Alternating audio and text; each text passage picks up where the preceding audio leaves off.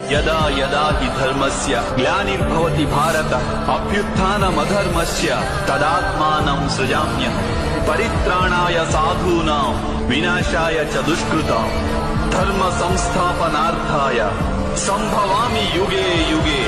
ఎప్పుడెప్పుడు ధర్మానికి హాని జరుగుతుందో, ఎప్పుడెప్పుడు అధర్మం వృద్ధి చెందుతుందో అప్పుడప్పుడు సత్పురుషులను ఉద్ధరించేందుకు, అధర్మపరుల వినాశనానికి, ధర్మాన్ని పునఃస్థాపించేందుకై నేను జన్మిస్తుంటాను.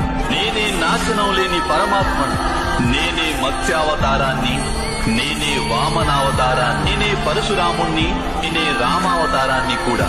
నేనే బ్రహ్మ విష్ణు మహేశ్వరులను, నేనే సరస్వతి లక్ష్మి పార్వతిని కూడా. నేను పురుషుడను కాను, స్త్రీని కాను, నపుంసకుడిని కాను. నేను శరీరాన్ని కాను, శరీర అవయవాలను కాను. నేను జ్ఞానాన్ని, సృష్టిని,